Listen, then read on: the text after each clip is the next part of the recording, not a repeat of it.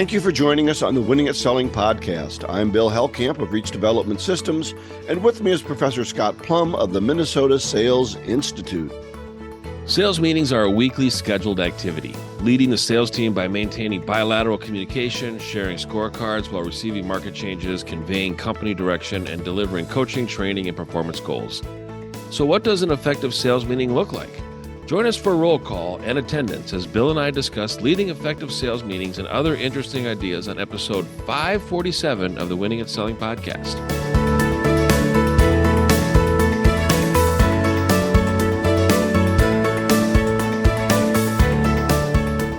So our new book today, I'm really excited to dig into this, Bill. This is a great pick, a great find. The Theory of Accountability was a fabulous book too. And there was a lot of good quotes that I pulled out of that book that I want to incorporate in my conversations and when I'm leading a sales team and when I'm working with a company on leadership. And most importantly, the theory of that book is really creating the experiences that you want. And I'm really looking forward to digging into this book. Yeah, I think what great salespeople do. I enjoyed the introduction and the first chapter. I find it kind of interesting, though, that they seem to be hammering their old books, which is customer-centric selling and solution selling, which was a runaway bestseller, right? The solution selling was a runaway bestseller, and I think I've adapted a lot of it into the way that I sell. But anyway, let's get into the book and talk about what they talked about. So the introduction, he talked about teaching his daughter history and how learning history by fact after fact after fact was boring. And, that reminded me of an Andy Griffith episode where Opie and his friends were bored with history, and they came and talked to Andy about their teacher, Old Lady Crump, and how boring she was. And he started telling stories about the Revolutionary War, and the kids got all excited by it. And wow. I think that's always been, Kathy, my wife, homeschooled our kids, and we did it through historical fiction. All of our history was, Johnny Tremaine. And so I think people love stories. I guess that's my point. Yeah. We don't like a lot of facts. We do like stories. And the point they're making in the introduction is they found out that we need to go beyond logic and have deeper communications with people than just going after the facts and trying to work off logic. Right. I wrote down in my notes that we're smarter than we think. And I use that term literally, think. I've never been told that, actually, but that's okay. Really looking at the authors talked about how seasoned they were in the structure, but they never saw the emotions of sales. And when they started really getting into the storytelling and seeing the emotions and painting the pictures in people's mind, when you're walking them through a process of a situation and then a solution and then delivering a better outcome through the solution, I think it makes it easier for people to want to buy. And I think one of the authorities, in understanding emotions is Brené Brown. I'm reading her Atlas of the Heart. And if you want to understand emotions, she gets into great detail of all of the emotions that people feel and kind of the background on that. And it's just a fascinating book. Yeah, they talked about in their introduction to, I believe, either solution selling or customer-centric selling, that, the good salespeople kind of are able to have a unique way of getting into other people's minds, to allowing them to be vulnerable, to opening them up. Mm-hmm. And they didn't really know what that was until they got into this story idea. And so let's go into chapter 1. It's called The Old Paradigm. They talk a lot about this John Scanlon story. So they tell a story about a situation they were in, trying to help a company sell and prove to the CFO or the CIO about how wonderful they were doing. And the sale was going down the tube until the person they were trying to impress started to open them up with story. And they call it the John method. And what they decoded was, in the John method, it was vulnerable, caring, authentic. He listened, and there was storytelling involved. And so they said it was more psychology and relationships and less logic. And I'm a very logical person, but I do tell a lot of stories. And that's why I wanted to get into this book, because I wanted to find out what it is and how I can help people to learn how to tell better stories, because in both my sales training and in my presentation training, we use stories a lot, and I don't hear people using them a lot. So I'm very fascinated by what we're going to learn in this book. Yeah. Yeah, it seemed like one of the strengths of this John method was really lowering the guard on your prospect and causing them not to become so defensive or feel like they're going to be hustled or sold. And they started sharing more empathy in the conversation. And that's what I really took out of it. And when you're empathetic as a salesperson, you're able to see a challenge or a situation from a prospect's point of view. And then when you start asking questions related to that, you get them to connect because they're looking at the same problem from the same perspective, and that's what I really took away from it. But it was a great story about just taking a step back and having a personal conversation with somebody. Well, I think also getting one of the interesting things I saw was that the customer was getting angry at too many questions. And I've had that happen before. Hey, tell me what you do. Don't just keep asking me questions. And I've had people say that in training. Well, don't they get defensive and not want to tell you more until you've told them something? And I think that's where the story can come in well. And that's where John Scanlon told the story, was everything was getting kind of frustrating. And he revealed some things in the story as a way to say, here's what we can do. And too often, I think salespeople get caught up in just question after question after question, and they never reveal anything. They never make it a conversation. And the stories allow you to reveal general ideas without getting into specific answers to questions, which we don't have a specific answer until we ask better questions. Yeah, I remember one story that he said when the prospect described, here's what we need. We're an international company. We need services around the world. And, can you do that? And John says, I'm not sure. And I mean, we've never done that before. Freaking out, yeah. What do you mean? You say yes, yes, we can do that. And then we'll figure out a way. It's like, no, I'm not sure we can. But we're in it together and we're committed to you. And if we're committed to you and we're both committed to the problem, then we're going to get it done. We're going to get it, figured out. And that honesty and that authenticity, I think, came out, and the prospect goes, this guy's not going to hustle me or try to take advantage of me or lie to me. I'm going to believe what he says because he's being completely straightforward with me. Yeah. Now, the second part of this first chapter, was about who's making the sales. And they've always made the assumption of the 80-20 rule, that 80% of sales are made by 20% of your salespeople. They said an interesting thing, and the other 20%, people are scraping to find that other 20%. I don't think they're scraping to find that 20%. They're not doing the work it takes. And so they're probably not finding the other 80% that's out there. It's not like one territory has 80% of it and my territory only has 20% and I'm scraping to find it. I'm not doing the work that the person who can find 80% of the sales in their area are doing. Now, the other interesting thing he said was that a person was looking at the statistics, and he said it's now the 87-13 rule, which means that 13% of salespeople are making 87% of the sale. And I thought that was very interesting. And the point they were making is, after all their work with solution selling and customer-centric selling, it's not getting that much better. So it's kind of like they were hammering their old book a little bit. Wow. But I think they're saying that's not the whole answer. Right. And I think, we got to add commitment to that. There are some people that just won't do it. When I look at that 87-13 number, I'm like, you got too much fat of the 87. If you got 87% of the people are not cutting it, you need to start trimming the fat. And then that's going to increase the percentage of the 13%. Yeah. There's nothing by like watching a few people get fired to motivate me to get start making my calls. And these are nice people. We like to have friendships with them. And, they had 2 good months out of 12, probably because something fell in their lap or they're related to somebody. And, they got to maintain that during the entire year. And it's part of that process that you follow, that commitment that you follow every single month, and not just, spikes and peaks. I think too, though, we have to always look at how hard is it to hire people? I know for clients that I work with, they're almost afraid of letting someone go who's competent, but not great, because it's hard to find even somebody competent these days. And so Yeah. there's a little bit of a fear out there in the hiring process. Well, what if I let Bob go and I can't find anybody to replace him? So, but I do think companies need to invest in. We're going to get off topic here, but Yeah.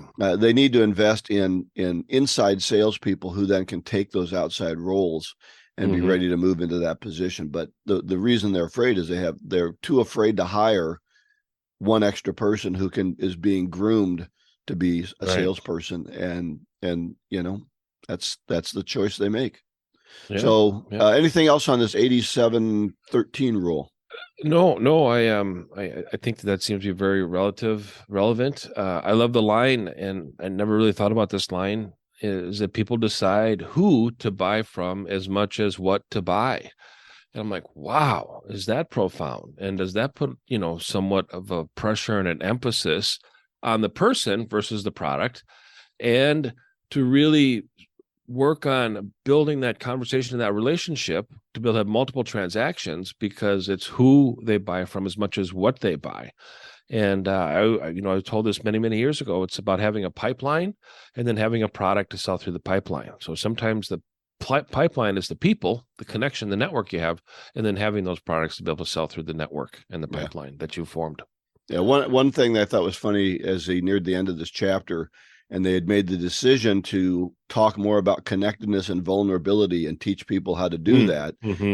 One of the authors told his wife that, and she said, "What the heck do you know about connectedness and vulnerability? How are you going to teach anything?" And so it's going to be interesting where we go with this, but I'm looking forward to the rest of the book. Now, next week, there's no book club because we're going to have a guest, Wendy Weiss.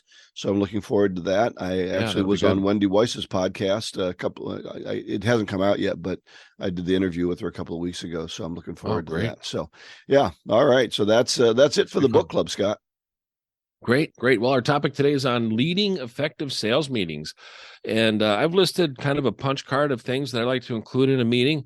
Sometimes meetings can be stale and dry, and who's in charge of pepping them up? I really believe that the sales leadership, sales manager, is in charge of pepping up sales meetings and making it a conversation and really practicing that theory of accountability on both sides, because leadership has to be accountable to its employees, and employees has to be accountable to the leadership. So I think one of the first thing that we should have is effective sales meetings weekly, because every single week contributes 2% of the entire year. And too often I see companies that look on an annual goal. They don't break it down to a monthly goal. And then with the sales team, they don't break it down into a weekly goal, which is why I think, well, Scott, we're really busy. We're out there. We're charging, and I'm really busy. I'm too busy to have a meeting every week for an hour. I mean, and all my people they're scattered all over. We have to do it on the web, and I just, we're going to after another as to why we can't do it. I mean, is it a reason or is it an excuse? And there's two ways. It's a two-way. Well, I think what you have to do, you have to provide value, right? Oh yeah. First of all, you're going to have to make it required. So you say, okay, this is the time each week. Don't set appointments at this time. You get an agreement, whether it's, early Friday afternoon or it's Monday morning to start out the week or whatever it is you're going to do. And you've got to say to your team, do not make appointments at this time. This is the time we're going to meet for an hour and we're going to do these things you're going to talk about, right? Whatever those are. But you got to establish your week and get it going. Yeah. And it starts with, what are you keeping track of? And are you on track? Because you can't manage what you don't measure. And I think you need to keep. I'm doing good. I'm doing good out there. I'm doing a lot of work, and I got a lot of things in the hopper. And that's how many calls did you make? I made a lot. I made a lot of calls. It seems like I was making calls, and I got some appointments, and we're doing good. So that's my measurement status on maintaining the outcome and the results for the month. I mean, I always say that the first week of a month, we should be at 33% the first week, and then 66% the second week, and then 75 to 80% the third week.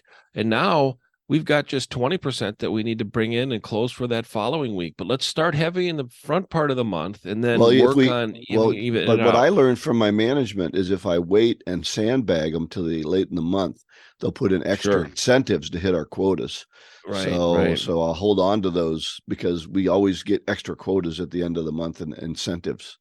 So, Yeah, yeah, yeah. And so we're that's teaching our salespeople something when we do that, by the way. punishment through reward. We're punishing them by rewarding We're them. punishing our And company by rewarding people for yeah, bad yeah, that's behavior. not a good philosophy either. Yep. I think it should be set from right from the beginning.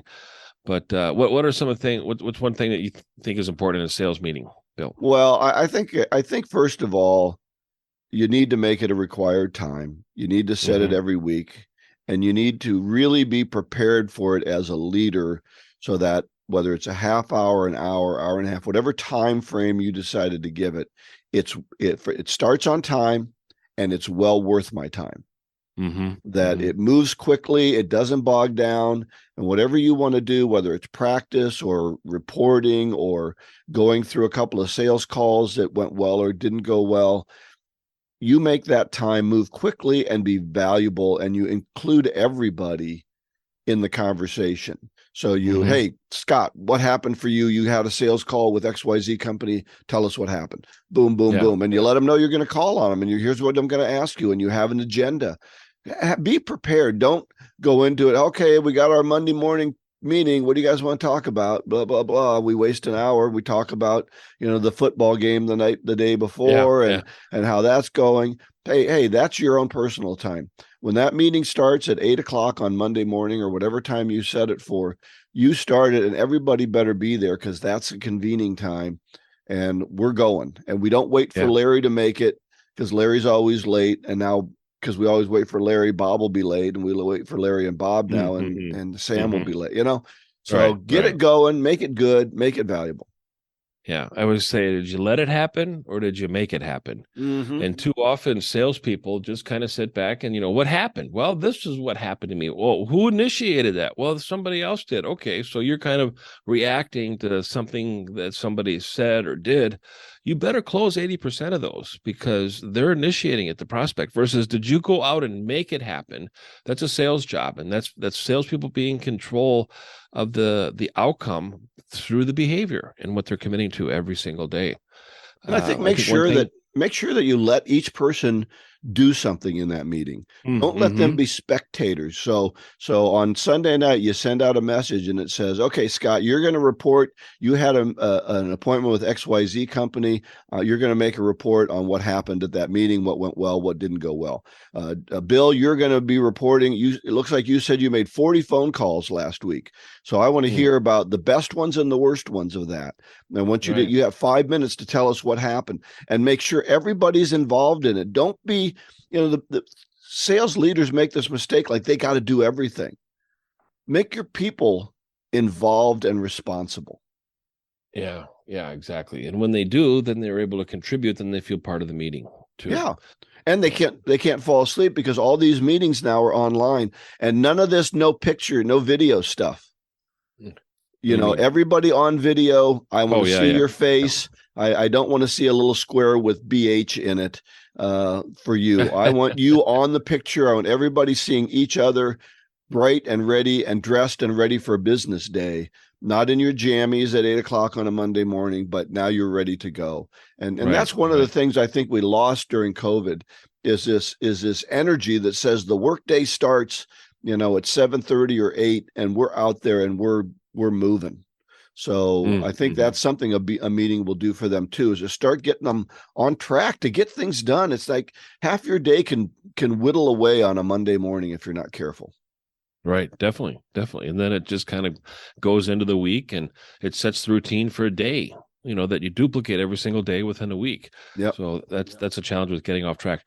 I like the idea of an opening quote, kind of like we Mm, do the golden nugget on the show. yep. And what that does is it really kind of speaks to the relevance and what is needed within a sales team. And once we are able to, I think, conceive it in our mind, we can achieve it in our behavior and in the results. But it needs to start with the wonder on the relevance of that quote and adding perspective from somebody who's been through a situation before and has come out in a way where they're a better person and they have a better outcome, and they worked with somebody to deliver better results too. Which Yeah, and when you use that quote, you say, "Tell me what that means to you," and have each salesperson say, "How does that affect you? How is that relevant for you in what you do, or is it not relevant? Let me know." Right. But let's talk about it. Don't just don't just be the leader that blathers on for an hour and everybody's just, they're playing video games on their computer while they're pretending to watch you. Let's get it going and get them involved and call on them once in a while. That's always shakes everybody up when all of a sudden you're talking, you go, "Scott, tell me what you think." And they're like, "Oh, I wasn't listening." It's like, if you don't know when you're going to get called on, maybe you're going to have to listen to the whole thing. Right. Yeah, exactly. I got 3 questions that I think are relevant with weekly sales meetings, and also if you want to do daily kickoffs. I've worked with clients on doing a daily kickoff at 8:00 every single morning, and we all get together via Zoom, or if we're in the office physically, we can gather in the conference room, and it's a quick, really a 30-minute meeting, and we just talk about what did you do last week, or what did you do yesterday, what will you do this week, or what are you going to do today, and then what do you need help with? And that's really providing the resources. Leadership needs to know what salespeople need in order to be more successful and deliver on the company goals and the projections that everybody wants when it comes to income. But you have to really hold them account to some of the things that they're following up on. I mean, and like you said, with you working on this deal. Well, you mentioned that last week. How is it going this week? Right. What happened different? What progress do we have? That's right. And hey, I have a question for you. I have a question for you, Scott, on this daily meeting. Now, I've had people who have used that daily meeting or been involved in that, and they felt like they were being treated like children, that the reason for the daily meeting was to make sure I'm working at 7:45 instead of really it's a meeting because we need to have a meeting. What's your thought on that? Do people get frustrated with the daily meeting because they feel like they're being babied? Yeah, they can feel like they're being micromanaged, and salespeople, I don't want to be micromanaged. And I would say to them, leadership is not micromanaging, they're proactively managing. And when you know that you're going to have a quick 30-minute meeting, kickoff meeting every single day, think about that for the entire day and write down some of the accomplishments that you have that you can share the next day. And when you think about that and you go, I'm going to be called out on what did I do today? So I'm going to be able to tell my boss, here's what I did today. And here's the 23 things that I did. And it gets to a point of, we don't have time for you to share 23 things that you did. It's like, okay, give me the top 3. But, as a leader of a sales channel, you can look in the CRM and go, what did they complete? What were the completed tasks? And, so maybe if people aren't hitting their goals, they're not getting where they need to be, maybe that daily meeting is more important. If you've got a team that's meeting their goals, maybe you don't. I don't know. Give them a chance to brag. It seems to me you're going to get a lot of pushback on a daily. Salespeople are very competitive, and I think that the ones that are most successful are going to be the ones that are going to commit to their behavior. And when they commit to their behavior, they're going to have great outcomes. And it's a chance for them to lead and inspire by example the junior sales reps in the room that will be able to learn and watch and be able to conceive in their mind that somebody else can do it. Yep. And when you can conceive it, it makes it easier for you to achieve it. But if you can't witness greatness, how do you know that it's possible? So often we're working from our homes. We're working in a silo, which is kind of why they call them divisions. We don't have the collaboration and the camaraderie with other people. There's not that connectedness and competition within the people that are in our same company, in the same department. And we lose contrast as to where do we compare? Where do we fall? What kind of content, what kind of habits are we forming and routines are we getting into? And if they're not successful, then, we need to adjust them and stop doing something and adopt something else. And that's what we're really getting into when we're working remotely. And that's a challenge. I think you're right. The working remotely does make it a challenge to get together often enough to really compare each other and to learn from each other. So I think that's a great opportunity. What else would you have them do during that meeting, Scott? Well, I'd have them really share what's going on in the market too, for leadership to be able to know.